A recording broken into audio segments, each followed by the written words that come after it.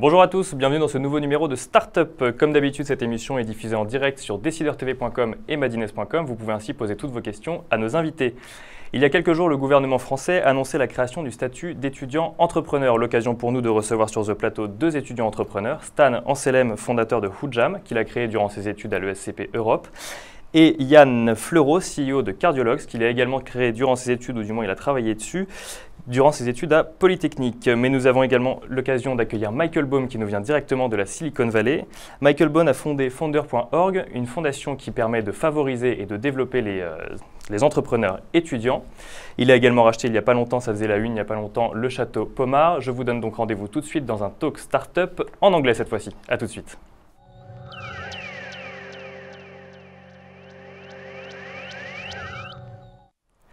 Amsellem, good morning. Good morning.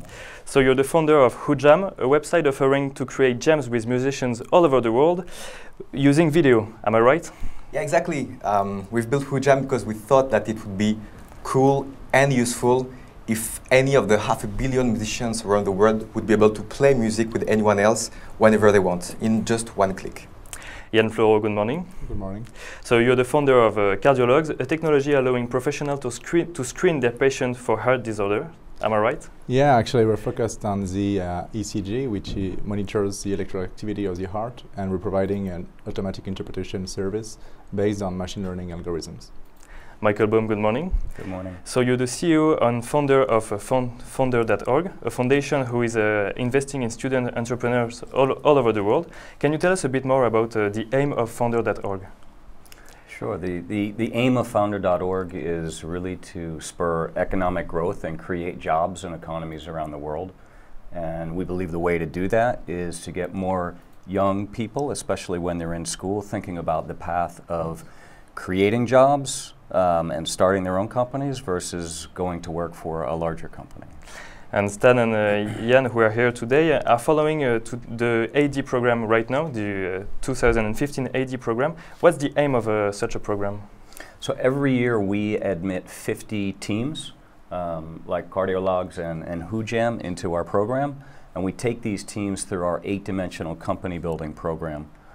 We spend a year with these teams, time every week, every month, teaching them about how do you build a high-impact company and how do you do it quickly. And maybe we can define what are the ADs, the ID, the team, the fundraising, the operations, product, customer development, market development, or business planning.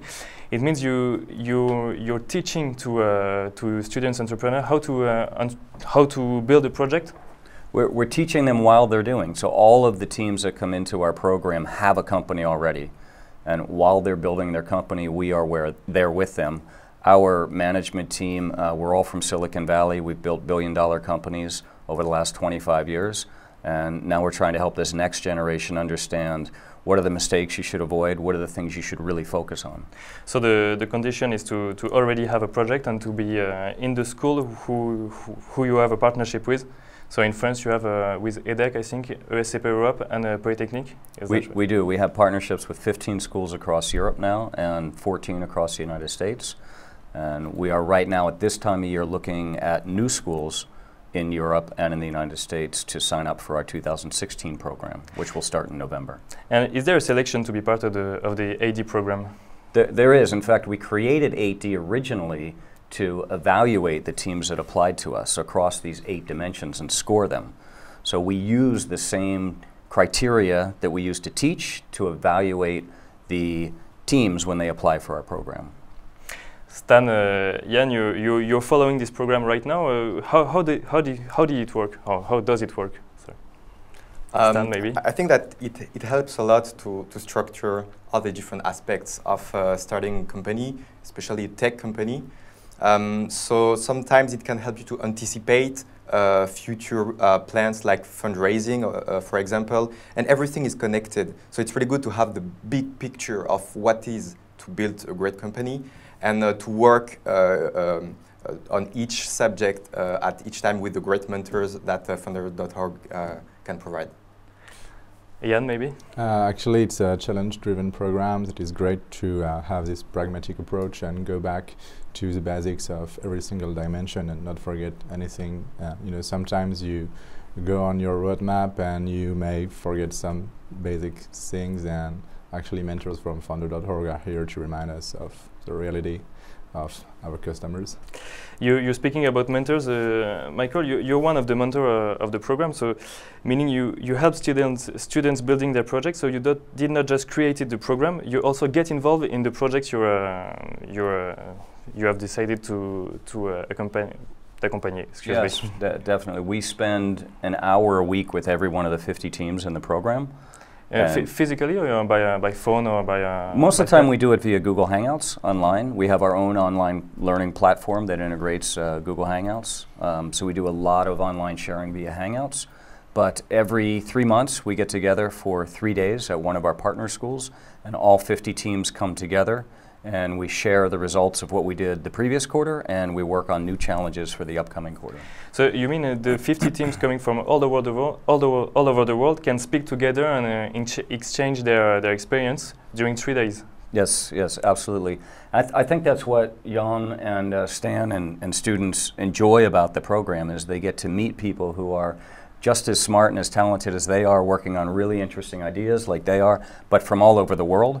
And entrepreneurship is truly a global phenomenon. It's not something that's special to Silicon Valley or to Paris. Because that's one of the advantages. Stan, you have a company in the music sector.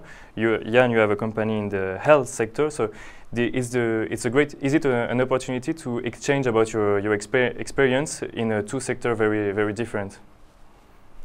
Sure. Sometimes the sector, the industry is just a parameter, but all the challenges are quite the same. And even more than that, I would say, because we talked a lot with Yann at the last forum. And for example, he's from Polytechnic, he knows a lot about algorithm. I am from a business school, and just speaking with him helps a lot to understand a lot of technical stuff, for example. So it helps to understand the other changes, to reappropriate them to your situation, and to learn a lot from these people. Yeah, and I guess it's part of the cycle of innovation. It's to get actually ideas and information from areas that actually you don't know. To pick ideas in other sectors. Maybe the next great innovation in healthcare will come from music. We don't know. Who knows? Who knows? Michael Baum, the founder.org focus on focus on students and entrepreneurs. Is there a reason to that? Well, I think it's great to catch people while they're in school starting to think about their long-term careers. And we want to work together with the schools to let students know that there's an alternative to going down what we call the soldier path and working for a large company for the rest of your life. That if you have the creative passion to build something, create something, change something in the world, that the entrepreneurship path is wide open to you. But are the students entrepreneurs more needy when they create their own company? Well, they are definitely more needy in the sense that they haven't done it before, so there's a lot they don't know, but they're also a blank canvas because they haven't made a lot of mistakes and they're not stuck in their ways and thinking about this is the way it has to be done. And maybe it's easier to fail his first company when you are doing your studies, to start after a new one. Yes, I mean most people when they're in their 3rd or 4th year at university, they're not married, they don't own a home yet, paying a mortgage. They don't have children. They don't have children yet, so it's actually we say it's a low-risk time to take big risk. And does a student entrepreneur have more chances to succeed? Maybe Yann or Stan? I hope so. You're not student anymore? Actually, not since 3 weeks. So yeah, now back to real life. And do you think so? A student entrepreneur has more chances to succeed because he? I don't know if you have more chances because, but I'm sure that it's the best moment to build a venture because it's when you don't have any risk. We are at the top of our science skills or maybe academic skills. We don't have any children, any family. We maybe just have to pay some rent and sometimes food, and actually that's it. So why if not now, then when? And is it because it's less risky to, if we can say that, to be a student entrepreneur, that you can make choices more risky? Yeah. I'd say that it's not only about being a student, it's about being young with a poor experience of life, of business, and so on. At that moment in your life, you can have crazy dreams or idea, and the whole world can be against you. At that moment in your life, you dare to say, I don't care. And this, I guess, sets up the field for disruption. I mean, you just need to gather a good team, and afterwards you can do magic. So yes, we are maybe less averse to risk, and we don't even call it risk, I guess. Well, I just want to add that many of the disruptions in the market today are coming from new technologies being applied to areas where they haven't been applied before. So, for example, Yann working in healthcare, there's a lot of new information technology now, mobile technology, algorithms being applied to healthcare that hasn't typically been practiced in the medical field. And it takes young, smart technologists like these guys to do that. The people who are already established in the industry aren't going to do that type of disruption. And so they can develop new technologies and to complete the offer. Michael, you were also a student when you created your first company. I was. And do you think it was easier, maybe more difficult when you started? I think it's easier to take risk. It's harder to have confidence that you know where you're going and what you're doing. And I would have loved to have a program like this around when I was a student founder. Yann, Stan, and maybe Michael also, can you explain us when and how you had the idea of creating a company during your studies? I, for one, I didn't want to create a company. Once I woke up, I had an idea, I talked with people, I saw that there is something to do here. So I wanted to create something. And creating a company was the best way. When it's online with technology, out of technology, it was the best way to do it. So it was first the idea, the passion, and then the most obvious thing afterwards was to create a company to do that. Actually, I'm kind of in the opposite situation since I was part of the entrepreneurship program of the École Polytechnique, led by Mr. Bruno Martineau. So we were in an entrepreneurial mindset. Actually, we were trying to find new crazy ideas, you know, like silly mobile apps that may work, you know, and has a million. But actually then, you know, when you're in this state of mind, you know, the level of the idea becomes better and better, and then you meet interesting people. I think actually there is no silly idea because you always have to start. What matters is to start to do something, to meet people, and then the level of the idea and the level of how you execute the idea goes better. So and you have to challenge your idea every day by speaking with other people. Yeah, and actually you meet new people, new opportunities, and these people think that, oh, this guy is great, he's able to deliver, he's able to execute, so they will propose you ideas. And actually that's how I met my co-founder, Antoine. Actually we met in the metro on line 4, and actually he was just grabbing a sandwich, and so he told me, what are you doing? I say, oh, I'm some, you know, startup project, but actually didn't work at all. And he was working on this big data algorithm in order to interpret electrocardiograms, but he didn't have any entrepreneurial skills. So he told me, okay, so you know how to build companies, or you think you know? And actually, I think I don't know, so maybe we can do something. And actually, it was the beginning of a very beautiful story. And today you build a company together? Yeah, we built the company. We won the Concours Mondial d'Innovation from the commission of Anne Lauvergeon that helped us finance actually our first seed round. And actually now we're a bunch of 5 people working very hard to deliver a new generation of diagnosis. So as you know, the audience can ask questions during the emission, and Aurélie is asking, can you tell us a bit more about those 8 dimensions? So we're going back to the AD program. Yeah, so we start with the idea dimension, and the very first challenge we deliver to the teams when we start the program in June, we call the Alternate Future Challenge.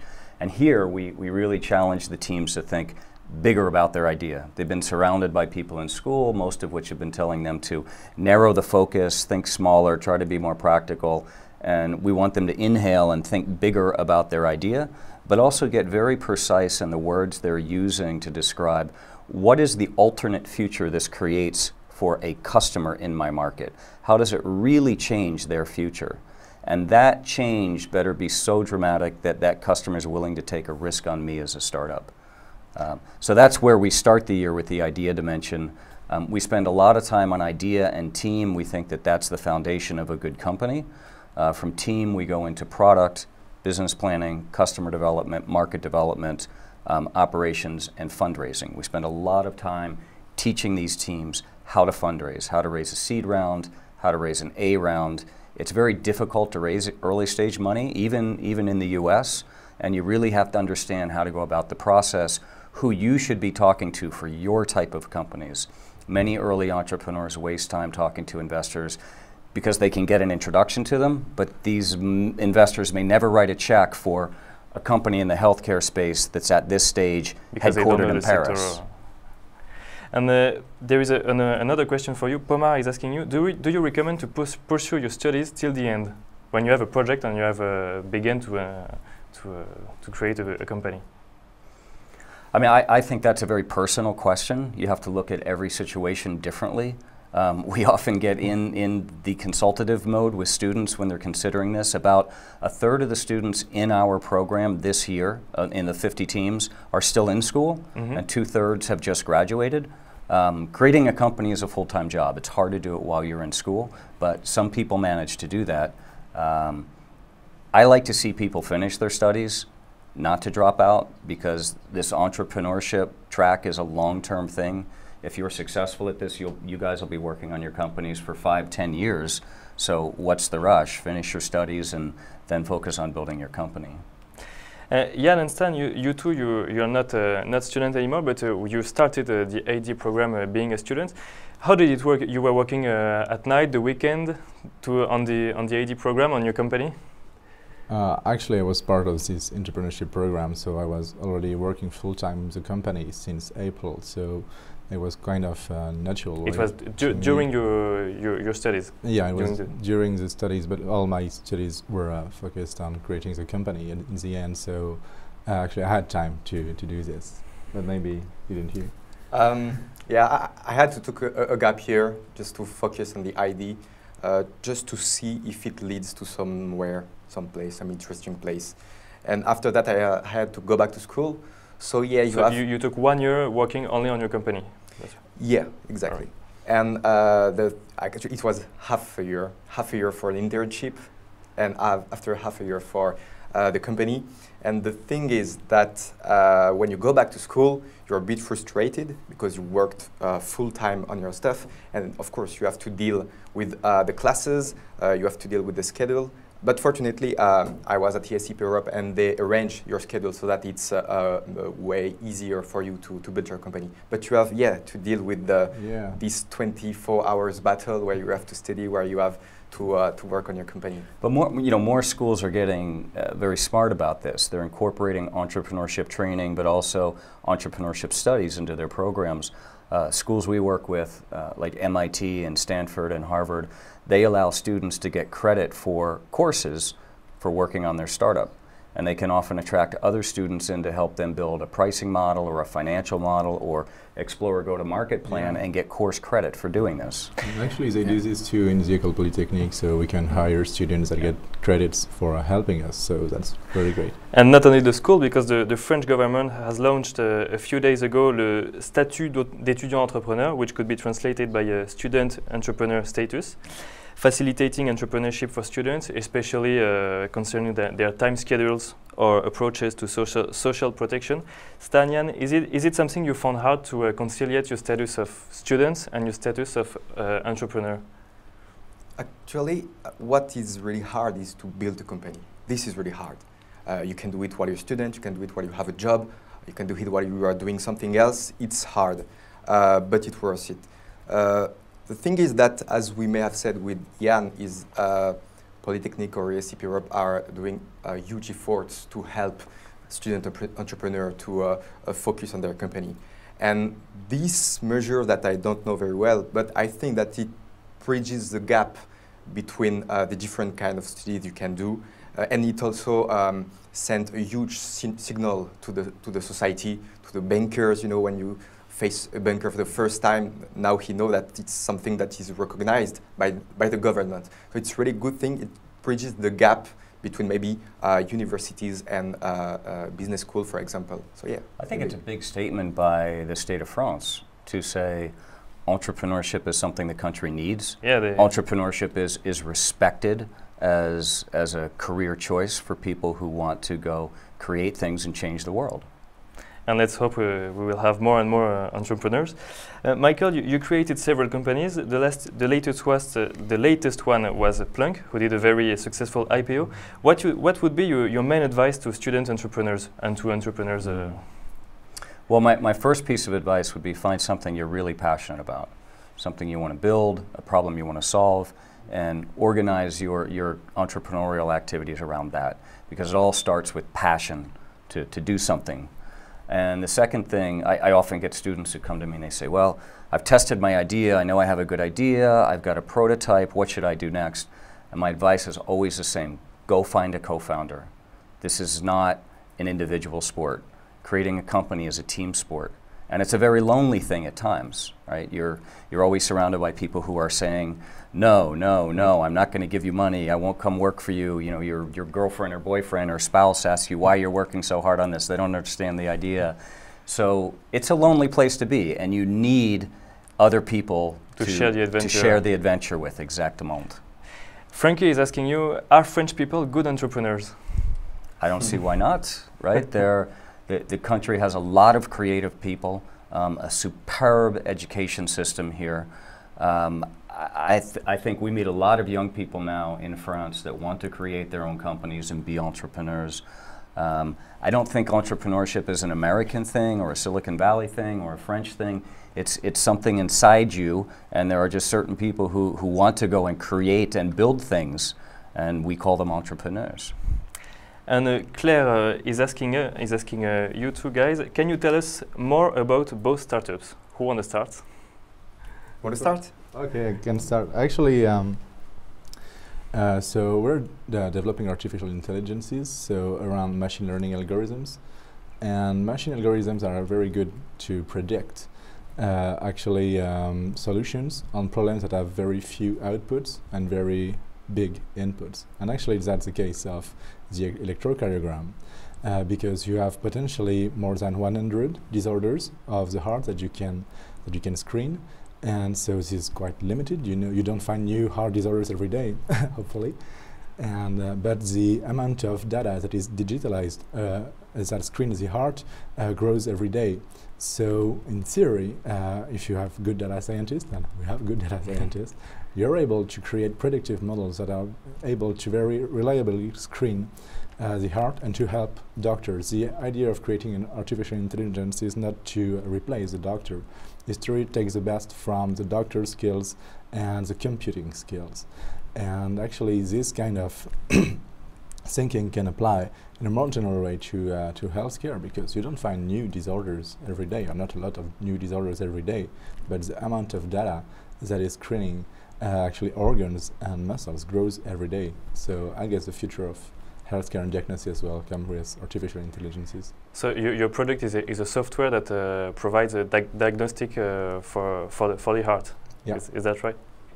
And you Stan? Yeah. So WhoJam, it's a platform where we want to connect all the musicians around the world and enable them to play music together in one click. What does it mean exactly? It means that you create music through audio and video, because video is the most common format for music today.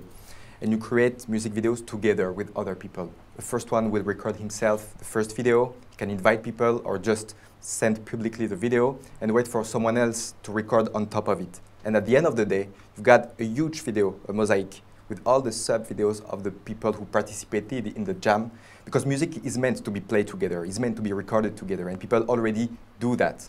But more than half of the 500 million musicians around the world, they play music alone, and we think that it's a shame. And for the 40% remaining, we think that they might want to play with new people in the following year, or even more often play with their actual band, for example. So you can use it with your band, you can use it with your friend, with your former band, you can recover with your former band, or if you're an artist, for example, you can also interact and play with your fans who have always dreamed to play with you, and now you can with WhoJam. So it's like entrepreneurship. Music is a team sport. Exactly. Exactly. But both of you, do you want to? What's your market? You want to? I'm sure your ambition is to develop your company all over the world. Is it maybe the fact that an American entrepreneur comes and will help you to conquer markets? Maybe the American market or the... Yeah, hopefully. Actually, in our case, it's half of the global market for now, so I guess that the help of the founder of our program will help us better understand how the healthcare system works in the US and help us go into the market, have good contact via a network of our own good mentors.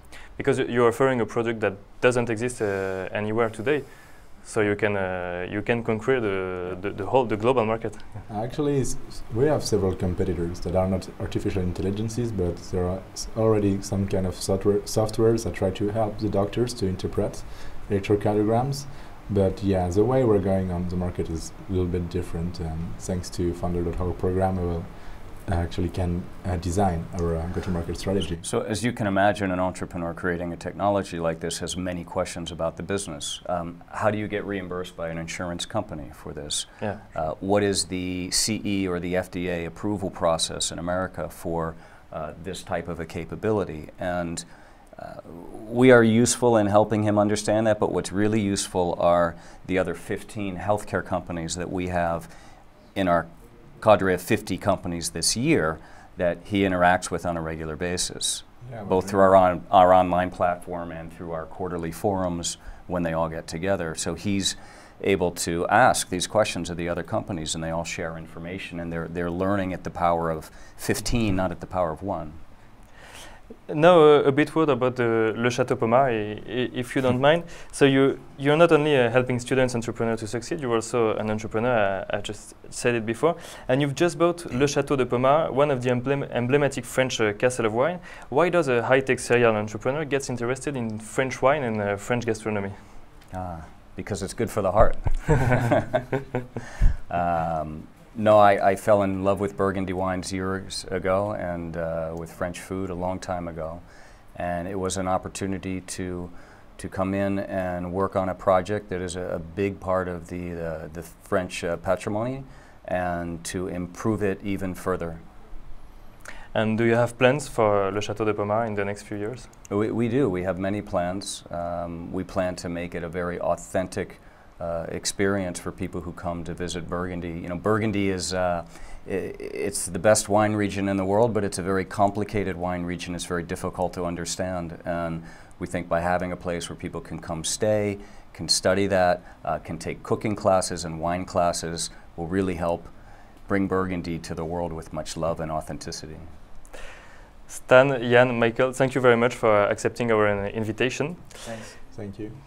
J'espère en tout cas que cette émission vous a plu. Je vous donne rendez-vous la semaine prochaine, même jour, même heure, pour un nouveau numéro de Startup. En attendant, je vous souhaite une très bonne fin de journée.